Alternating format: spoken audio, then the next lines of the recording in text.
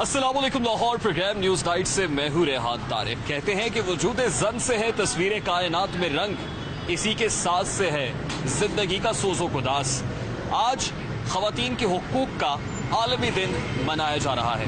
इस दिन की इब्तिदा 1909 में उस वक्त हुई जब न्यूयॉर्क की खवातीन अपने हुकूक की आवाज बुलंद करती हुई सड़कों पर निकल आई, और आज उसी दिन की तजदीद में हर साल की तरह इंटरनेशनल विमेंस डे मनाया जाता है। हमारे आज के प्रोग्राम का मकसद आपको ऐसी बाहिम्मत खवातीन से मिलवाना है कि जो अपने अज़्म हिम्मत और अपने हौसले की बिना पर स्ट्रगल कर रही हैं, कोशिश कर रही हैं, मेहनत कर रही हैं और अपना जहान आप पैदा कर रही हैं।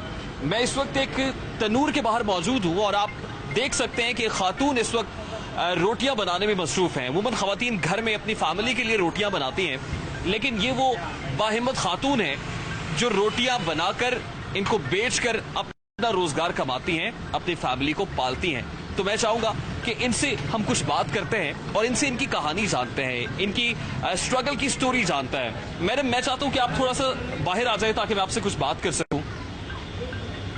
इस वक्त रोटी लगाने में मसरूफ हैं और मैं नहीं चाहता हूं कि इनके काम में भी मैं मुखल हूं, खलल डालूं। ये अपना काम भी करती रहें और मैं इनसे बात भी करूंगा। अस्सलाम वालेकुम।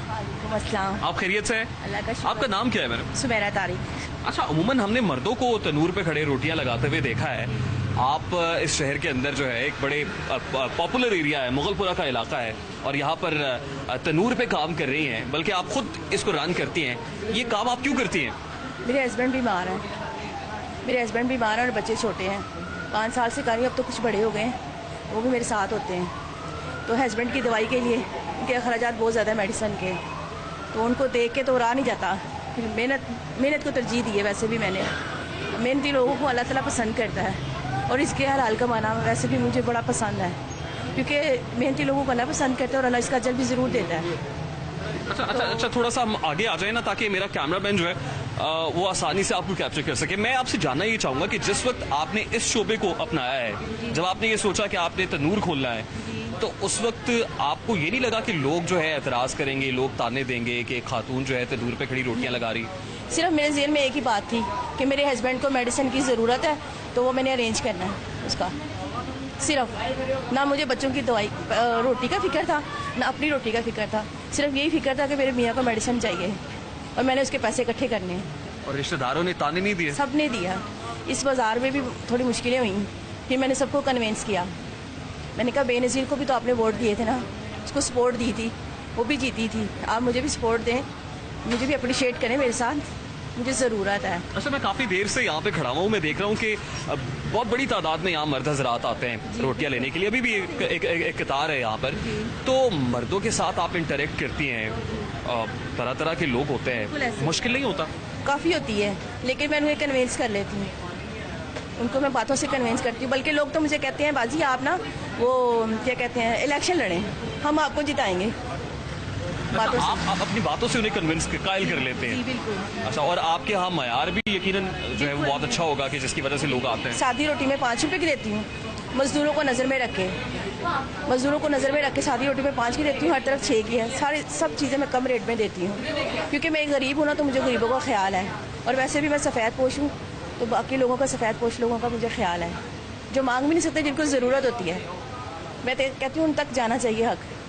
और मेरा ख़ास पैगाम उन लोगों के लिए है जो माएँ मेहनत तो नहीं करती, लेकिन बच्चों को और खुदकुशी कर लेती हैं। उनके लिए मेरा ख़ास पैगाम है, प्लीज़ बच्चों के लिए आप मेहनत करें, बाहर निकलें, रिज़्क़ हलाल कमाएं, अल्लाह ताला ज़रूर सुनता है। आप ये रास्ता मत अपनाएं। अच्छा, ये बड़ी खूबसूरत बात है जो कर रही हैं। हर एक काली रात के पीछे एक सवेरा होता है। मायूसी वैसे भी कुफ्र है, और अगर आप मायूस होके ऐसे रास्ते की तरफ चल निकले जो कुफ्र का रास्ता है, जो खुदकुशी का रास्ता है, अपनी जान गंवाने का रास्ता है, और आपके ऊपर बहुत सारे लोग डिपेंडेंट होते हैं, आप पे मुनहसर होते हैं, आप पे इन्हिसार कर रहे होते हैं, उन लोगों का सोच लेना चाहिए। आज ये एक एग्जाम्पल है, एक लिविंग एग्जाम्पल है उन तमाम खवातीन के लिए जो अपने आप को कमज़ोर समझती हैं। अच्छा, मुझे आप ये बताइए कि 5 साल से आप ये काम कर रही हैं, अब 5 साल पहले हालात क्या थे और अब 5 साल के बाद हालात कैसे? 5 साल पहले ये हालात थे कि हम लकड़ियाँ जलाते थे, लकड़ियाँ सारी जल के ख़त्म हो जाती थी। जब कस्टमर आता था तो लकड़ियाँ ख़त्म हो जाती थी, फिर लकड़ियाँ ख़रीदने के मेरे पास पैसे नहीं होते थे। फिर मैंने मेहनत की, बड़ी कोशिश की, 22-22 घंटे 20-20 घंटे मैंने ड्यूटी दी है यहाँ पर लकड़ियों के साथ। और फिर मैंने वो गैस लगवाया। अच्छा, कभी कोई ऐसा वक्त आया कि जब आपने अपने आंचल से आंखों से आंसू पूंझे हो, बहुत। आप रोती रही हो बहुत। और सामने कुछ दिखाई ना देता हो? बहुत, लेकिन मैं किसी को फील भी नहीं होने देती थी। बहुत रोई हूँ, लेकिन खुद ही अंदर से। और मैंने अपने बच्चों को कभी नहीं फील होने दिया कि मैं रो रही हूँ। बड़ी मैंने वो स्ट्रगल किया, बहुत बहुत स्ट्रगल किया कि लोगों ने मुझे कहा है कि बाजी प्लीज़ आप थोड़ी देर के लिए घर चले जाइए। मैं बीमार भी होती थी बीच में, मेरा पित्ते का ऑपरेट भी हुआ है, बीमार भी हुई हूँ बहुत ज़्यादा बीच में। यहाँ से हॉस्पिटल जाना है, ड्रिप्स लगनी है, इंजेक्शन लगने, फिर यहाँ पे वापस आ जाना है। मैं आपके कितने बच्चे हैं? मेरे 3, 2 बेटे हैं, 1 बेटी।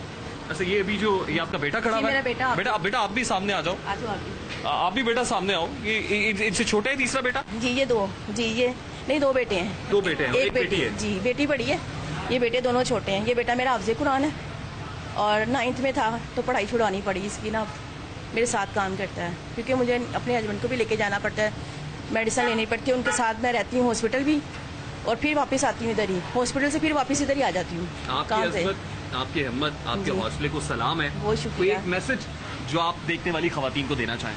मैं सब खवातीन को यही कहना चाहूँगी कि हिम्मत ना हारें, दुरूद पाक पढ़ा करें। दुरूद पाक में बड़ा बड़ा कमाल है, बहुत उसमें है, और ना रूहानी ताकत मिलती है उसके साथ। ये दुरूद पाक की वजह से मैं सारी मुश्किलों का ना सामना करती हूँ। अल्लाह ताला आपके लिए आसानियाँ पैदा करे, आपको मजीद हिम्मत अता करे। इनकी गुफ्तगू आपने सुनी है, ये तमाम तर खवातीन के लिए नहीं बल्कि मर्दों के लिए भी एक एग्जाम्पल है। वो मर्द जो बहुत सारी मजबूरियों को, बहुत सारे बहानों को जो है वो आड़ में रख के, सामने रख के काम करने से रुक जाते हैं, उनके कदम ठहर जाते हैं।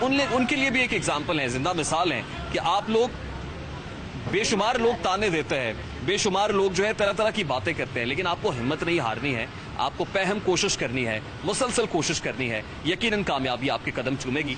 मैं दीगर लोगों से भी आपकी बात कराऊंगा, दीगर बाहिम्मत खवातीन से भी आपकी बात कराऊंगा, और मैं दिखाऊंगा कि वो क्या सोचती हैं और इंटरनेशनल वुमेन्स डे के मौके पर उनका क्या पैगाम है। आप मेरे साथ रहिएगा। दिल के बहलाने का सामान न समझा जाए, इनको अब इतना भी आसान न समझा जाए। ये भी बेटों की तरह उड़ने का हक रखती है, सिर्फ बेटी को ही मेहमान न समझा जाए। वो लड़की जो कलाई में कंगन, हाथ में चूड़ी और हाथों में हिना लगाती है, वो पावर लिफ्टिंग करेगी, वो वेट उठाएगी, अक़वाम आलम में पाकिस्तान का नाम रोशन करेगी। ये बड़ी अचंभे की बात लगती है, लेकिन मेरे पास एग्जाम्पल्स मौजूद है ऐसी बाहिम्मत लड़कियों की जिन्होंने पाकिस्तान को रिप्रेजेंट किया है इंटरनेशनल लेवल पर। सिंगापुर में 4 गोल्ड मेडल्स लेकर आई हैं और पाकिस्तान के परचम को एक दूसरी सरजमीन पर सर बुलंद करके पहुंची है। इन्हीं से बात करते हैं। 3 बहनें हैं और साथ सुनेहा गफूर है। ये हमारे साथ साइबल सुहेल है, ट्विंकल सुहेल है, वेरोनिका सुहेल है, सुनेहा है। बारी बारी इनसे बात करते हैं। सुनेहा, सबसे पहले तो आप बताएं, आपने कब सोचा कि आप पावर लिफ्टिंग करेंगी? हमारी ये मतलब फैमिली की गेम्स हैं। इसमें यह है कि मुझे नहीं था पता कि मैं इस वेट लिफ्टिंग में जाऊंगी, तब वुमेन की टीम्स नहीं थी बन रही। और जब मैं जूडो में गई तो तब मुझे पता चला कि वेट लिफ्टिंग की टीम बन रही है। तो उसके बाद हमने कहा हम जो इधर अपनी जा रहे हैं गेम्स में, हम अपनी खुद की जो गेम